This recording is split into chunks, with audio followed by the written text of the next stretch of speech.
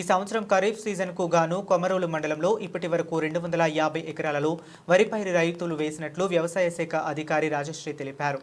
ప్రకాశం జిల్లా కొమరోలు మండలంలో రైతులు వరి నాట్లు వేసే కార్యక్రమాన్ని వేగవంతం చేశారు.